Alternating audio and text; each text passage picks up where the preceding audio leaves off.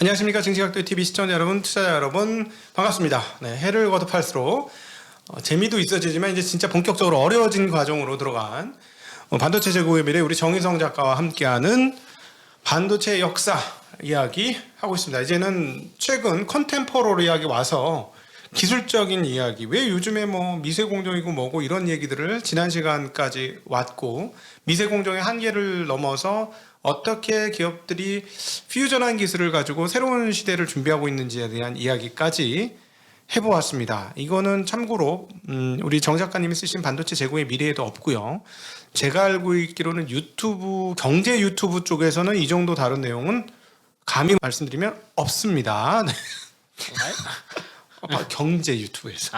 경제 유튜브에서 역시 없습니다. 완벽하시네. 네, 경제 유튜브에서는 없고. 어딘가 있을 수도 있거든요. 있죠. 어딘가 네. 있겠죠, 분명히. 그러나 그건 아마 일반적인 투자자분들은 찾기 어려울 거고. 그렇죠, 네. 네. 그리고 들어도 모르실 가능성이 매우 높고. 왜냐하면 이게 좀 배경을 알아야 그렇지. 보이죠, 이게. 예. 그 어려움들을 봐야 되거든요, 네. 주변에. 그래서 우리는 이번 시간에는 지난 시간에는 한 번 더 들어가서 이야기를 하겠습니다. 그래서 오늘 얘기들도 조금 이해하기 힘드실 수 있는데, 그동안 우리가 했던 한 67번의 대담의 내용들, 강연의 내용들을 쭉 따라오시면 이해가 좀 되실 겁니다.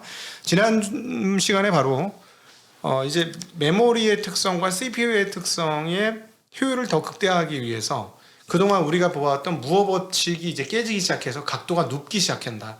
성장 속도가 눕기 시작하면서 새로운 활력을 찾는 방법, 즉 CPU의 메모리 기능을 추가하고 메모리에 CPU 기능을 추가하는 그런 흐름들을 얘기를 했습니다. 자, 그렇게 하면 이제 우리 첫 번째 떠오르는 게 바로 인텔의 잘 팔리지는 않지만 포기하지도 않는 돈은 많이 드는데 저걸 왜 하고 있을까 하는, 그냥 메모리로 가고 CPU로 따로따로 가는 게 훨씬 나을 것 같은데 현재는 좀 이상한 포지션을 갖고 있는 옵테인, 그렇죠. 이 예. 생각이 나죠. 네. 네, 당연히 그 얘기를 해봐야죠. 네네. 이거 뭐 되게 어떻게 보면 지금은 관심을 안 갖는 것이긴 한데 이거 그 옵테인 같은 걸 보면 인텔이 그 미래 컴퓨팅 중 일부는 제대로 보긴 했어요.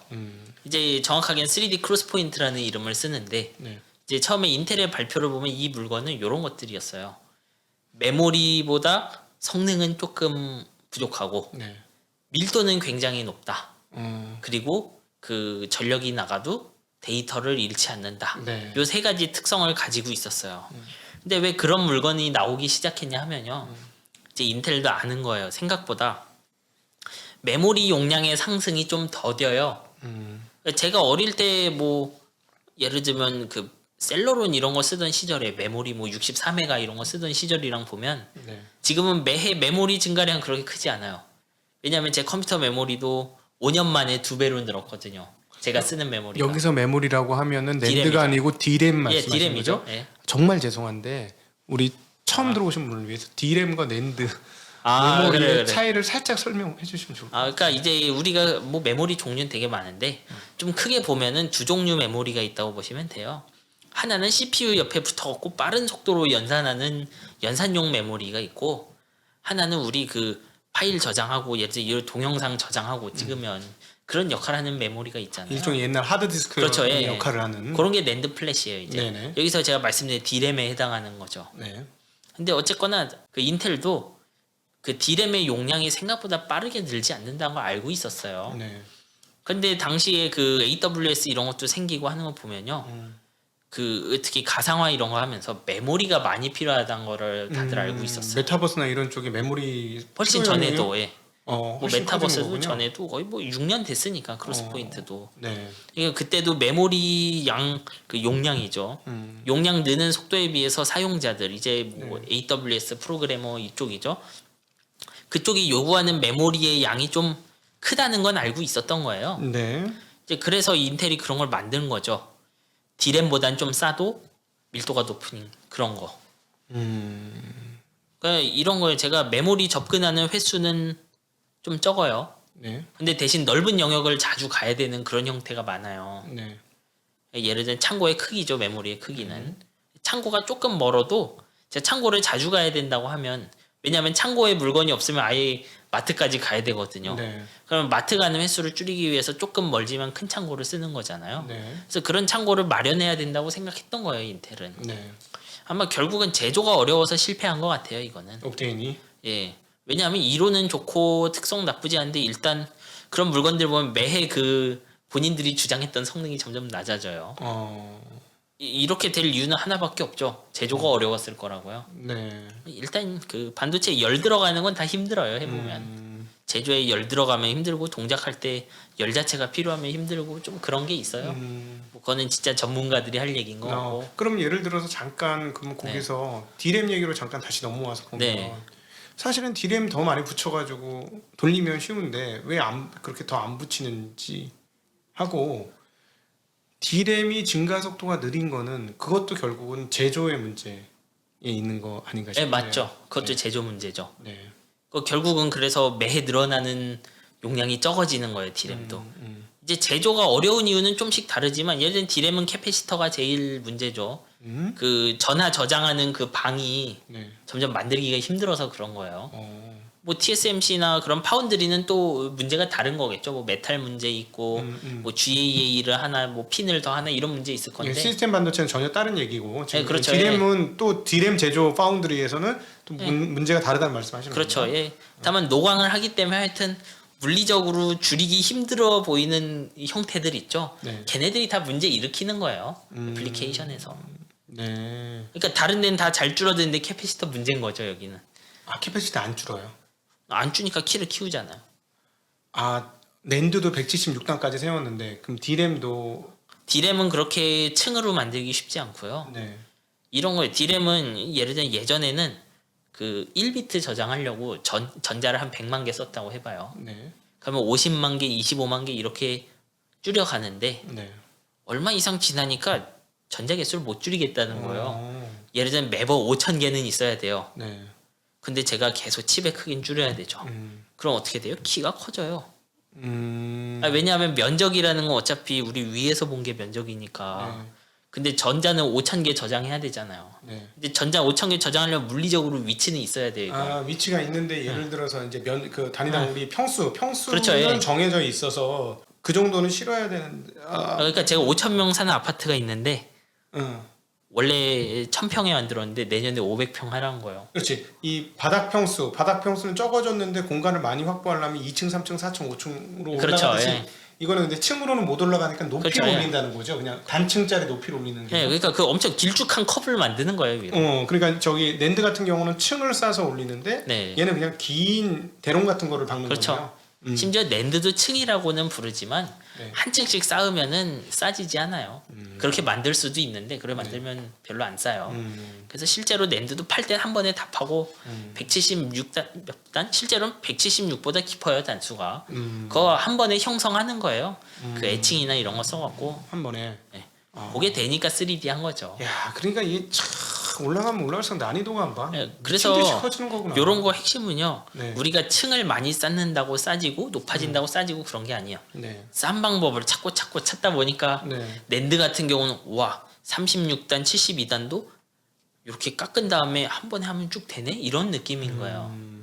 예를 들면 72단 낸드를 하다가 144단 낸드를 하는데 공장의 스텝 수가 2배로 늘잖아요. 그러면 안 하는 게 나을 거예요.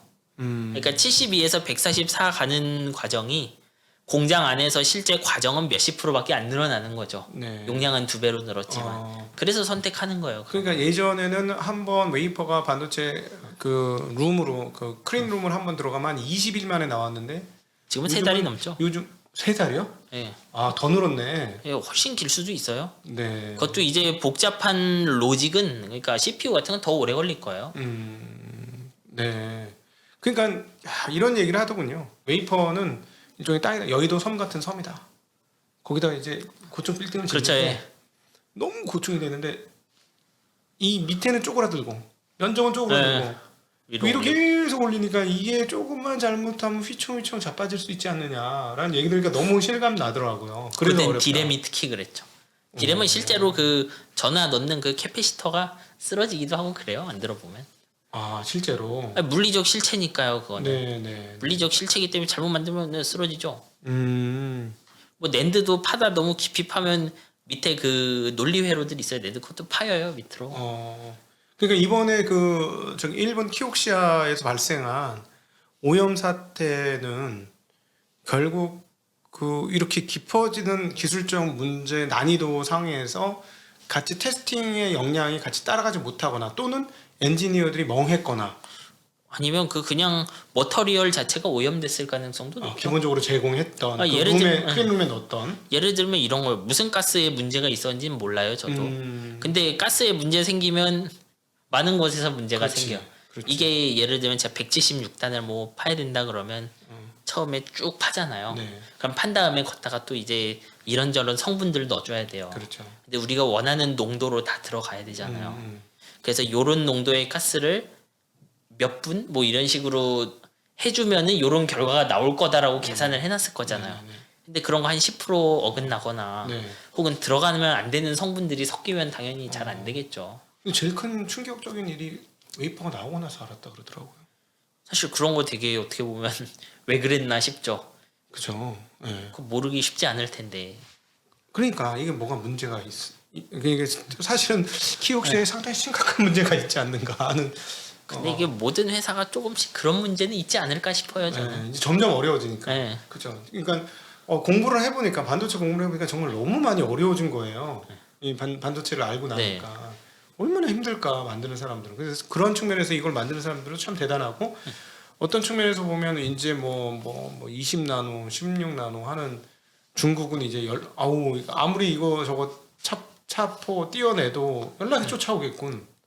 이런 생각도 더불어 들더라고요. 그러니까 결국은 지금 옵테인 같은 네. 인텔이 옵테인 만든 것처럼 또 삼성도 네. 옵테인 비슷한 걸 만들어야 되는 상황? 뭐 이런 다들 식으로- 그런 생각은 하고 있었어요. 예. 뭐 얘기가 길었는데 하여튼 그래서 크로스 포인트는 실패했지만 그 어프로치 자체는 틀리진 않아요. 음. 그리고 한편으로 앞에서 우리 핌 같은 네. 그 새로운 메모리들도 보고 했잖아요. 예. 그리고 앞에서 우리 뭐 GPU도 보고 뭐 각종 가속기 이야기들을 했어요. 네. 그러다 보니까 이제 이런 얘기가 나온 거예요. 우리 이제 이런 모든 걸 엮어서 CPU에 붙여줄 수 있는 표준 규격을 만들어 놓고 쓰는 게 어떻겠냐. 이제 그래서 CXL이란 게 나와요. 쉽게 말하면. 예. 그러니까 예를 들면 내가 여기서 메모리 확장을 하고 싶으면 CXL이란 규격에 맞춰 돌아가는 메모리 만들고 알아서 사용자가 쉽게 말하면 소프트웨어 회사가 쓰게 하자. 그리고 이게 메모리가 아니고 새로운 형태의 가속기면 가속기도 여기 쓰게 하자. 요런 컨셉이에요. 이게 제가 왜 CXL 얘기를 하냐면 삼성에서 그 CXL 메모리를 내놨기 때문에 얘기를 하는 거예요. 네. 저는 이제 여기서 CXL 메모리 자체를 설명하기보단 왜 그런 컨셉이 나왔는지 설명하고 싶은 거죠. 예. 요지는 CPU랑 메모리만으로는 안 되는 게 너무 많아서 느린 거죠, 정확하게는. 네. 보면 뭐 아까 말한 핌도 나오고 뭐도 나오고 하는데 계속 그런 거 막 사방팔방 넘치니까 어느 장단에 춤춰야 될지 모르겠잖아요. 네. 그러니까 일단 그런 새로운 아이디어 내놓으려면 CXL에 맞춰보자 이런 약속이라고 생각하시면 돼요. CXL은. 네. 예를 들면 삼성이 내놓은 CXL 메모리 같은 건 뭐냐 하면 그냥 엄청 큰 메모리예요. 왜 그런 게 필요하냐면 지금 우리가 서버에 메모리 연결해보면 보통 서버 CPU 하나에 지금 램 12개 들어갈 거예요. 해보면 램을 12개 끼우는 게 한계니까 예를 들면 그 메모리 하나가 그 10기가라고 하면 160기가가 한계고 그렇겠죠. 네. 뭐 20기가면은 320기가가 될 거고. 근데 제가 쓰는 어떤 프로그램이 메모리만 왕창 필요하다고 생각을 해봐요. 네. 메모리만 한 1테라 필요해. 메모리가 1테라. 아니, 근데 300이 상상이 안 간다. 근데 그런 거 많아요, 사실. 어. 근데 예를 들면 제가 320기가밖에 못 껴요. 일반 그 서버 옆에 끼는 딤 슬롯이라고 하는데 딤 슬롯이 꽉 찬 거죠. 이거 D램 얘기하시는 거죠? 예. 이거 D램이 320기가요? 예. 아, 네. 그 일반인 입장에서나 큰 거지. 네. 그 서버 입장에서 큰 것도 아니에요. 네. 예를 들면 그런 용량이 부족하다. 음. 난 뭐 예를 들면 심지어 10테라가 필요할 수도 있다. 그러면 그런 데다가는 이제 CXL로 붙이라는 거예요. 거대한 메모리를. 예를 들어 1테라짜리 확장 메모리 같은 거 붙이는 거죠. CXL이라는 인터페이스에다가. 예를 들자면 옛날에 하드디스크 하나 옆에다 하나 추가로 붙이는 것처럼. 네, 그런 식으로. 네. 대신 이제 CXL로 붙은 메모리는 일반 우리 딤 슬롯에 붙은 D램이랑은 많이 달라요. 특성이. 네. 좀 느리겠죠. 속도가. 그러겠죠. 그래도 한 단계 더 거치니까. 왜냐하면 원래 그 CPU와 메모리라는 거를 계속 만들어 갈 때 어떤 식으로 가정하고 만들었냐면 CPU가 메모리 어떤 녀석을 접근해도 속도가 비슷해 보이게 껴놨어요. 네. 그래야 소프트웨어 쓰는 사람이 편하거든요. OS도 편하고 네. 소프트웨어도 편하고. 제가 소프트웨어를 쓸 때 이제 막 게임을 만들어요. 요 녀석은 빠른 데 있어야 되고 요 녀석은 느린 데 있어야 되고 이런 걸 신경 쓰지 않는다는 거예요. 네. 소프트웨어 쓸 때. 음. 그런 걸 신경 써야 되면 별로 쓰고 싶지 않죠. 그런 그렇죠. 뭐 CPU. 골치 아프고. 그래서 그런 걸 어떻게 보면 과거에는 그 미세 공정의 힘으로 다 해결해 준 거예요. 소프트웨어한테. 네. 그냥 기다리면 내년에 더 빨라지니까. 성능이 확 좋아지니까. 네. 그냥 요 메모리들을 조금 그 헤테로지니어스하게 만들어서 빠른 메모리, 느린 메모리 하는 것보다 그냥 그대로 두고 1년 기다리는 게 나았던 거죠. 네. 지금 그런 상황 아닌 거죠. 그래서 CXL 메모리도 똑같아요. 그렇게 해서 메모리 확장을 하면요. 그 CXL 쪽에 있는 메모리는 좀 느리기 때문에 자주 안 가는 애들을 집어 넣어줘야 되고 좀 빨리 돌아가야 되는 거는 기존 딤에 껴야 되고 그런 식으로 변할 거라고요. 네. 이런 계속 그 쓰는 쪽 소프트웨어 쪽이죠 주로. 예. 그쪽이 신경을 써야 되는 게 늘어나는 거예요. 그리고 CXL을 하는 쪽들의 입장은 이쪽에 무엇이 붙을지 모르겠는데 하여튼 표준적으로 모든 그 확장 기능이라고 부를게요 이런 걸. 확장 기능들이 동일한 형태의 그 어떤 언어를 쓰게 하고 싶은 거예요. 네. 제가 예전 메모리 CXL일 수도 있고 이게 뭐 GPU CXL일 수도 있고 뭐 메모리 풀 형태일 수도 있고 한데 요걸로 이제 대화해라 이런 거요. 네. 그 요거 일단 잡아놓으면 나중에 어떻게든 되겠지 이런 느낌인 거죠. 네. 자율주행 가면 또 폭발적으로 늘어서 연산 속도나 이런 것들이 또 폭발적으로 요청이 되겠네요. 뭐 요런 게 필요할 수도 있고 아닐 수도 있어요. 예를 들면 CXL 형태에다가 자율주행 전용 GPU가 붙을 수도 있는 거고 유달리 메모리가 많이 필요한데 이 메모리가 CPU는 자주 안 보는 걸 수도 있어요. 그러면 또 CXL로 엮을 수 있죠. 네. 지금 듣다 보니까 2018년에 한국 반도체 역사상 가장 높은 마진율과 가장 높은 매출과 영업이익이지. 가장 그렇죠. 높은 예. 영업이익을 기록했던. 그래서 성과급 잔치가 대대적으로 이루어졌던 그 해가 갑자기 떠오르네요. 뭐 이게 저도 그 잔치에 있었는데. 그래서 320기가를 옆에다 CPU 옆에다 때려 박아야 된다는 얘기를 들으니 저런 큰 손이 와서 야 나 메모리 줘 이러니까 진짜 난리가 났겠네요. 그러니까 지금 상황도 계속 보면 네. 더 밀도 높은 메모리를 달라는 요구가 많아요. 서버 업체들이. 네, 그러니까 서버 입장에서 어떤 서버들은요 CPU는 램 꽂는 기계일 뿐인 경우도 있어요. 램을 꽂고 싶어서 CPU가 필요한 경우도 많아요. 그렇구나. 왜냐하면 한 컴퓨터 안에 1테라 있는 거랑 네. 0.5테라 두 개의 컴퓨터 있는 거 완전히 달라요. 소프트웨어한테는. 네.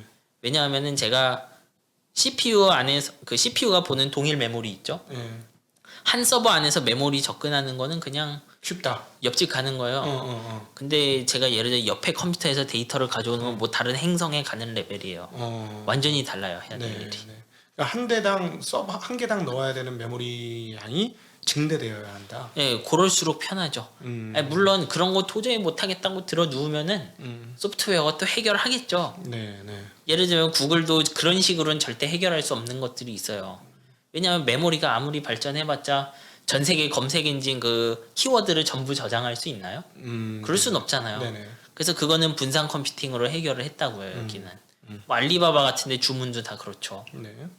근데 그런 애들은 기본적으로 다 반응 속도가 한 0.1초 정도면 되는 애들이에요. 보면. 네. 그런 기술을 아무리 발전시켜도 뭐 1 마이크로초 이런 반응 속도는 안 나와요. 네네. 왜냐하면 서버당 통신 속도가 밀리초 수준이니까. 네네. 근데 제가 하려는 일이 밀리초가 아니고 마이크로초, 나노초 레벨의 속도가 필요하면 네. 단일 컴퓨터 안에 자원이 많아야 돼요. 그래서 그런 수요는 항상 있고 커진다고요, 지금도. 네네. 예. 그렇군요. 네. 지금까지 여러분들 그 정희성 작가와 함께 CXL에 대한 이야기를 나눴고 이제 좀 많이 전문적인데 받아들이시는 분이 어떻게 받아들이실지 굉장히 궁금합니다. 저는 네, 지금. 엔지니어를 자극하지 마라 뭐 이런. 네. 이제 마지막으로 랩터 레이크 나오기 전에 지금 쓰고 계신 엘더 레이크 쓰시면서 성능 향상이 좋다고 하셨는데 그리고 이제 네. 서버 얘기도 했는데 이제 서버 얘기하면 이제 엘더 레이크 다음으로 나와야 되는 것 사파이어 래피드죠. 예. 네. 뭐 요거는 앞에도 전에 좀 했으니까 길게 네. 갈 건 없고 예. 이제 CXL이라는 게 일종의 그 귀약이라고 했잖아요. 네. CPU에 붙는. 사파이어 라피즈도 그런 형태의 인터페이스 갖고 있어요. 보면. 네. 거기 뭐라고 했더라? 억셀러레이터 인터페이스를 붙이는데 어떻게 보면 좀 선수친 것 같기도 하고 어떻게 보면 자기들 나름 꿍꿍이가 있을 건데 인텔 서버 CPU는 어떻게 보면 지금 에픽에는 없어요 이게. 예. 에픽과는 달리 좀 가속기를 적극적으로 붙이게 만들어 주는 거예요. 왜냐하면 지금 AMD 다음 에픽이랑 이번 사파이어 라피즈를 비교하면 네. 사파이어 라피즈가 밀릴 거예요 아마. 다음번 에픽과 이번 사파이어 네. 에피즈하고 뭐 나오는 시기는 뭐 3개월, 6개월 차이 날 거예요. 네. 근데 CPU 밀도 자체가 엄청 차이가 나기 때문에 저쪽은 이미 네. 뭐 5나노 공정인가 AMD는 5나노 공정인가로 그렇겠죠. 예. 에픽 만들었을 거고 예. 여기는 인텔 자기네 세븐은. 나라의 10나노, 자기 나름의 10나노, 아니 예. 자기 10나노인데 자기 말로는 7나노. 예. 예. 아니, 정확하게 뭐 그건 붙이기 나름이니까. 네. 예. 인텔 7나노는 자신들이 7나노라고 부르면 7나노예요 그냥. 왜냐하면 7나노 트랜지스터 까봐도 어디에도 7나노가 없어요. 트랜지스터 집적도가 사실상 나노의 핵심적인 개념이니까. 예, 왜냐하면 제가 트랜지스터 어디 길이를 재도 7나노 나오는 거 없어요 해보면. 예를 들면 삼성 뭐 3나노 이런 거 가잖아요. 네. 그래도 제일 작은 어떤 크기를 재도 한 20나노미터 나올 거예요. 뭐. 대신 위로 이렇게 올려놓은 것이지 그걸. 네. 옛날이면 3나노 같은 밀도가 나온다 이런 느낌에 가까워요 보면. 예. 네. 그래서 이제 인텔이 야, 저 마케팅 좀 그만하라. 우리가 마케팅 때문에 당했다. 그건 다 마케팅 아니냐. 그래서 인텔이 예전에 얘기했던 것도 그거잖아요. 트랜지스터 밀도로 얘기하자 우리. 그렇죠. 그 얘기랑. 저는 그것 좀 일리가 있다고 생각해요. 이거 옹스트롬 넘어간 거 보면 결국 단위가 바뀌었잖아요. 네. 근데 밀도로 표기하면 단위를 바꿀 필요가 없어요. 그렇지. 매해 계속 커지기만 하면 되니까. 뭐 10억개냐, 뭐 네. 50억개냐, 100억개냐, 뭐 1000억개냐 이거니까. 네. 근데 문제는 사람들이 감정적으로 받아들일 수 없는 거죠. 제가 마케팅하는 사람이면 예를 들면 퀄컴의 마케팅 담당자다. 네. 그러면 좀 그럴 것 같아요. 음. 왜냐하면 예를 들면 삼성 4나노 썼다 이러면 편한데 네. 밀도가 얼마인 어디 공정을 썼다 이러면 좀 그렇잖아요. 그렇지. 이제 네. 설명하는 순간에 듣는 사람은 없어지지. 네, 그렇죠. 독서하니까. 뭔 소리요? 막 이러지. 네네. 뭐 그렇게 될 거라고요. 그러면 사파이어 에픽의 특성은 에픽에 비해서 액셀러레이터를 가속화해서 붙인 건 다음번 에픽을 대응하기 위한 겁니까? 네, 그렇죠. 그러니까 에픽을 지금 대응하려면 그냥 가성비로는 눌릴 가능성이 높아요. 네. 일단 개별 컴퓨터당 들어갈 수 있는 최대 연산력이 부족하니까 이제 그거 메모리랑 마찬가지로 CPU도 그래요. 네. 제가 CPU 완전히 다른 컴퓨터 두 개가 연산 결과 주고받는 거 엄청 힘들거든요. 네.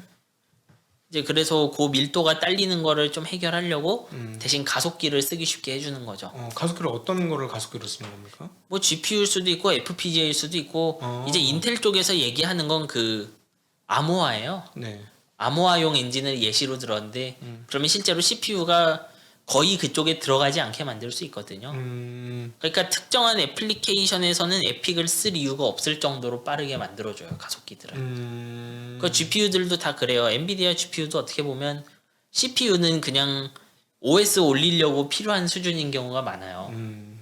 GPU로 되는 인공신경망이면 그냥 CPU는 윈도우 켜지는 썸띵이면 되는 예를 거죠. 들어 CPU 한 개에 GPU 5개, 10개 때려봐야 된다. 뭐 이렇게 개념이 나올 수도 있겠네요. 네, 그런 거죠. 뭐 지금도 그런 건 많아요. 네. 뭐 8개 달려 있기도 하고 CPU 하나에. 네네네.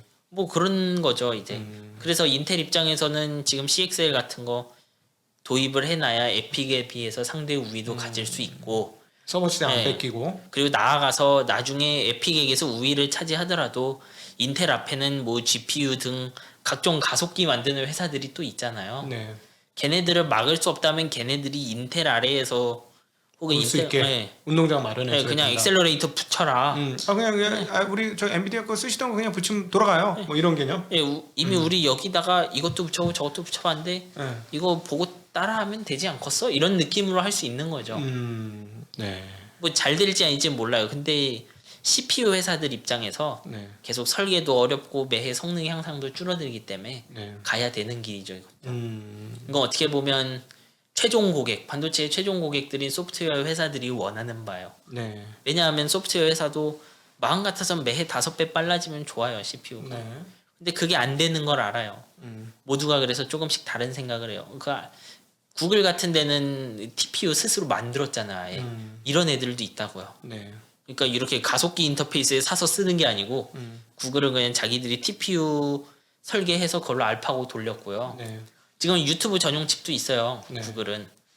왜냐하면 자기들은 유튜브만 할 거니까 음. 오로지 동영상 압축과 음. 동영상 압축 해제만 하는 전용 칩을 만들었다고요. 네. 뭐 몇십 배 효율이 좋을 거예요. CPU보다. 음. 그거 아마 구글이 발표한 것도 있을 거예요. 네. 사실은 그 우리 그 주식 창을 네. 지도를 띄워서 시가총액별로 이렇게 나눠 보면 이제 인텔은 아주 작은 회사예요. 네. 크기가 진짜 요 작은 손톱만 해. 네. 이렇게 엄지 손가락만한 그렇죠. 게 이제 그렇죠. 애플 막 이렇게 네, 이런 그 회사들이 히트맵이라 그러나 하여튼. 네. 예. 그래서 야 그렇게 큰 회사들이 그냥 만들려고 작정을 하면 역량 일부만 넣으면 이제 인텔의 역량을 바로 따라올 수 있겠다. 그러니까 어떻게 보면 이런 소프트웨어 회사들과 지금 이 인텔 같은 회사들 있잖아요. 심지어 엔비디아도 그런데 일종의 그 뭐라고 해야 될까 헤게모니 싸움 같은 게 있다고 생각해요. 저는. 네. 예를 들면 인텔 입장에선 가만히 냅뒀더니 구글이 쥐들 코덱칩 만들어갖고 유튜브 스스로 다 압축하고 그래서 유튜브 동영상은요 압축 코덱 양식이 딱 정해져 있어요. AV2, AV1 이런 걸로 정해져 있어요. 네. 이것만 써라 이거요. 음. 왜냐? 우리 하드웨어는 그것만 되거든. 왜 그것만 되느냐? 인텔 스카이레이크 CPU 서버 갈아치우고 그걸 썼거든요. 다. 그렇게 된 거예요. 이거는. 네. 그래서 그렇게밖에 할 수 없는 거죠. CPU를 쓰면 다양한 코덱으로 압축을 시도해 볼 수 있죠. 네. AV1도 되고 뭐 MP4도 쓰고 뭐 MP5도 써보고 할 수 있죠. 네네. 다 써보고 답이 나온 거예요. 구글은. 우리 이것만 있으면 된다. 그리고 우리는 이 칩을 아주 많이 쓸 거야. 네. 냅뒀더니 그렇게 됐잖아요. 그러면 인텔 같은 기존 로직 진영도 어떻냐 하면요. 그런 거를 선수를 쳐야 돼요. 네. 그런 행동을 얘네가 취하기 전에 엄청 쓰기 좋은 환경이 있는 거예요. 여기. 그러겠죠. 가속기만 붙여서 남들이 써본 가속기가 있다. 그럼 구글도 고민을 해요. 칩부터 만들까 하다가 예를 들면 구글은 이거 안 쓰려고 하는데 네. 마이크로소프트 애저가 가져가서 썼는데 성공해봐요. 어떡할 거예요? 네. 그러면 그 일종의 심리전사에서 줄을 타야 되는 거죠. 그렇죠. 그 입구를 뚫어줘야 되는 거예요. 만약에 그럼 사파이어 랩스가 서버 시장에서 제대로 자리를 못 잡을 확률적으로 낮겠지만 만약 그렇게 된다면 또 에픽한테 시장을 너무 많이 뺏겨 버린다면 좀 심각해지는 상황인 건가요? 근데 저는 그럴 거라고는 생각 안 해요. 네. 왜냐하면 인텔에 쌓아놓은 트랙 레코드도 있고 어차피 AMD는 캐파 문제가 있잖아요. 네. 본인들이 원하는 만큼 팔 수 없어요. 네. 네. 왜냐하면 재고는 없는 레벨이고 항상. 네. TSMC가 협조해주지 않는 한 못 만드는 거니까. 예. 네. 저는 그래서 여기서 뭐 사파이어 라피즈가 잘 되고 안 되고 보단 실제로는 네. 인텔이 보여준 그 가속기 인터페이스가 얼마나 그 생태에 퍼져 나가느냐. 요 저쪽에선 또 일어나고 있는 CXL 같은 걸로 네. 성공적인 솔루션이 몇 개 나오냐가 중요한 것 같아요. 네. 그러니까 CXL 메모리 삼성이 만든 모두가 이게 필요한 건 알아요. 네.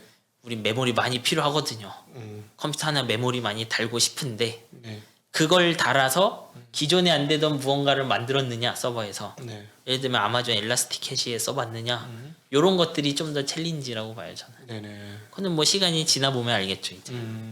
네. 어쨌든 바꾸긴 바꾸겠죠. 그러면 서버 예. 업체들이.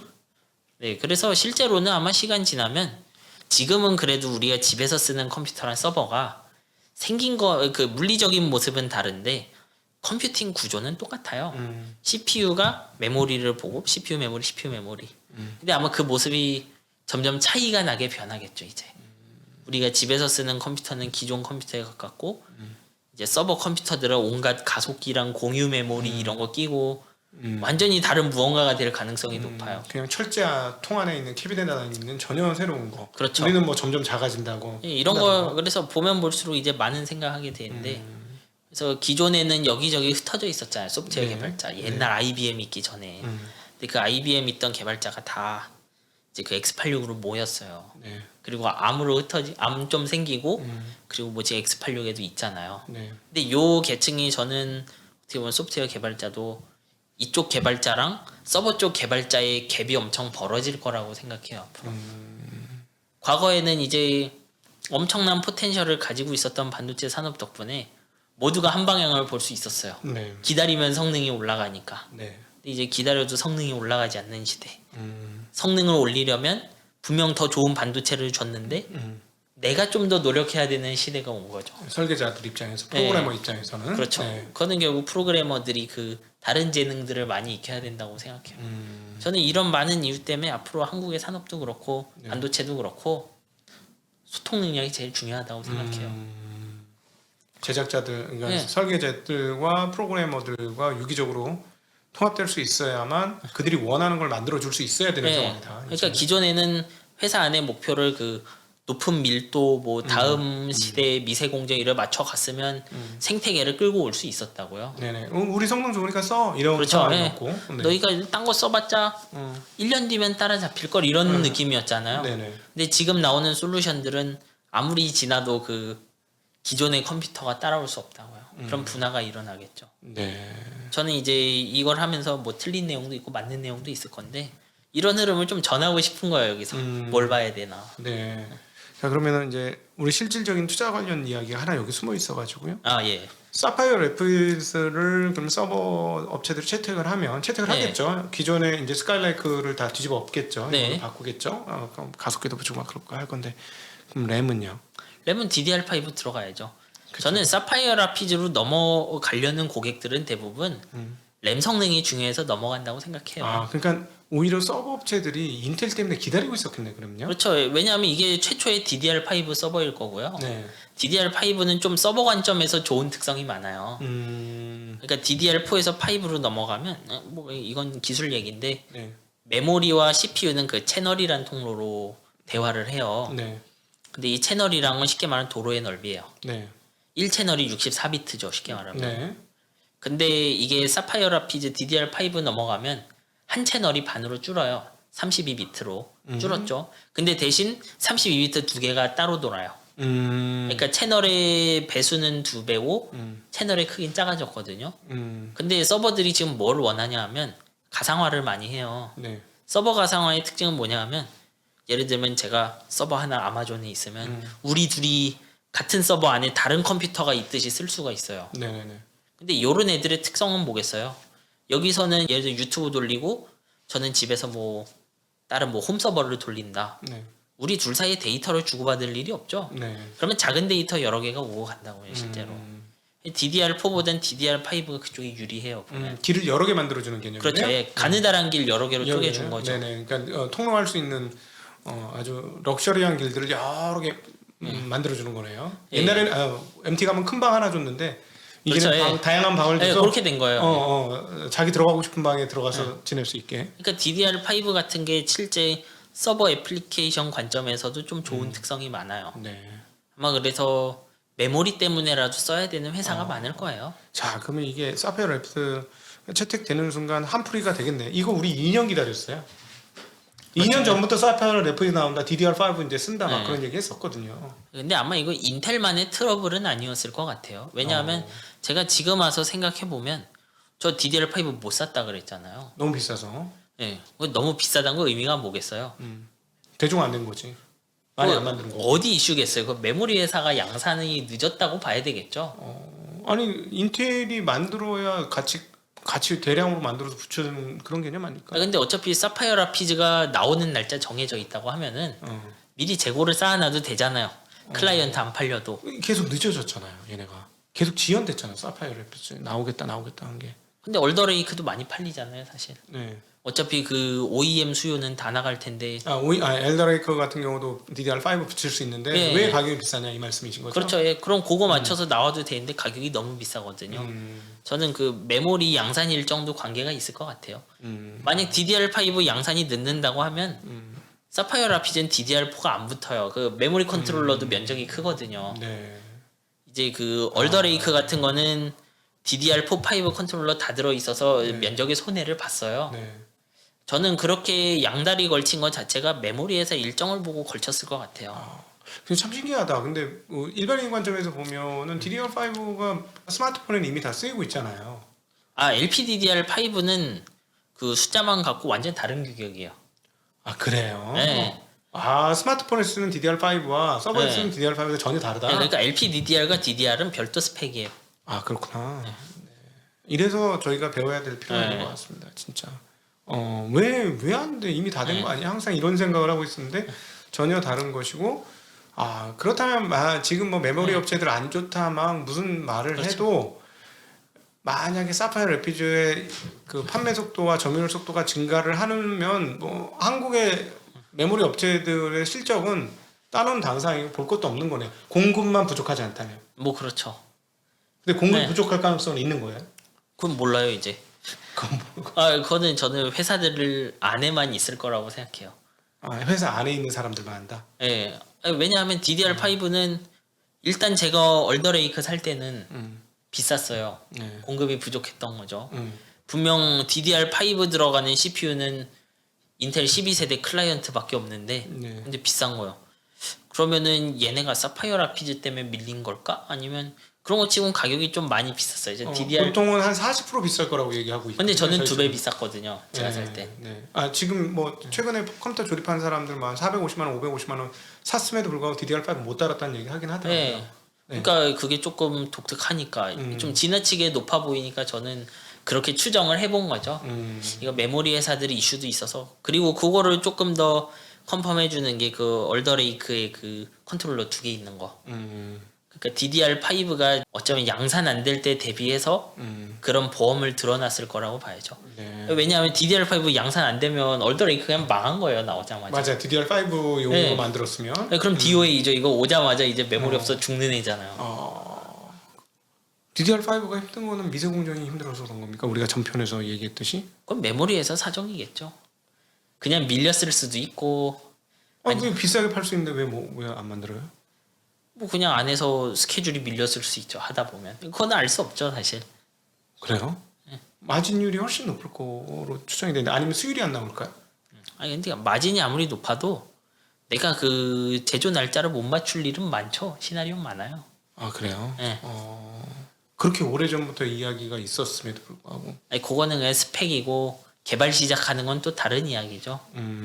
이제 서로 간에 그런 심리전은 있을 거예요 아마. DDR5 최초 CPU는 언제 나올까? 막 이러고 서버는 언제 나올까? 네. 뭐 이렇게 하다 보니까 DDR4에 더 힘을 줬을 수도 있는 거고. 혹은 뭐 이 얘기랑 다 무관하게 진짜로 뭐 늦을 사정이 있었을 수도 있고 아니면 이게 계획일 수도 있고요. 일부러 네. 가격을 높여야 되니까. 네, 뭐 그럴 수도 있죠. 맞아요. 어차피 지금 미세공정 나오면서 사실은 이번에 2021년 실적을 보면 네. 2018년보다 매출이 늘었습니다. 네, 매출은 높죠, 확실히. 마진이 줄었어요. 확 줄었어요.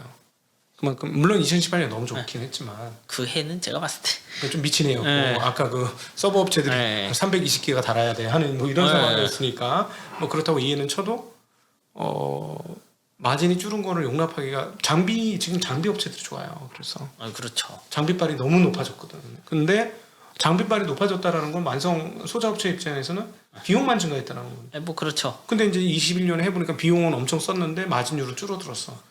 용납하기 어려운 구간 아닌가 하는 생각이 들거든요. 이게 좀 다 같이 회사들이 커플링 되는 경향도 있는 것 같아요. 이게 그런 거잖아요. 회사가 이제 한 3개 있는데 두 회사가 투자를 더 한대요.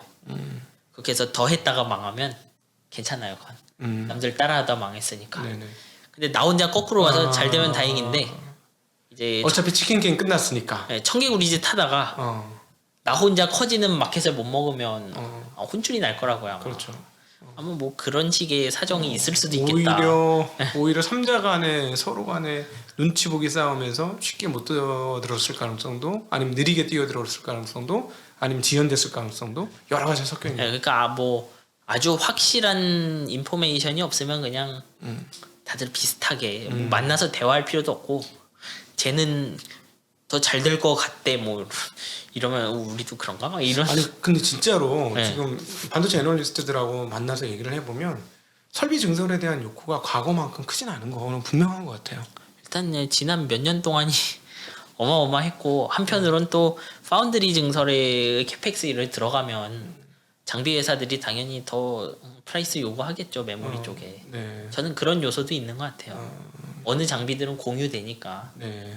정말 오늘은 기술적으로 깊이가 더 들어갔지만 사실 저는 굉장히 너무 재밌고 시간 가는 줄 몰라서 너무 오랫동안 우리 작가님 붙잡고 있었던 날이 되었습니다. 자, 오늘 반도체 제공의 미래의 저자 정인성 작가님과 함께한 오늘은 진짜 기술 공조에 대한 엔지니어틱한 이야기를 해서 하셔서 아마 우리 정 작가님이 지난 시간 역사보다 이게 더 재밌었던 것 같은데요. 저는 뭐 나쁘지 않아요. 근데 이 중에는 이거 진짜 현재 얘기잖아요. 네. 제가 잘못 아는 것도 있고요. 아, 의견도 있고 제가 모든 소프트웨어 트렌드를 다 따라가지도 못하죠. 그거 네.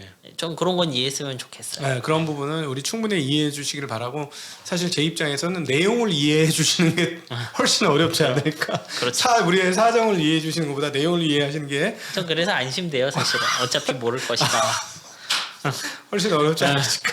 잘 이해되기를 바라고 이해하고 싶으시면 1편부터 탁탁탁탁탁 치고 들어오시면 이해도를 높이실 수 있는 것은 분명히 맞는 것 같습니다. 자, 오늘 네. 그렇게 봤는데 이해 못하면 어떡하려고.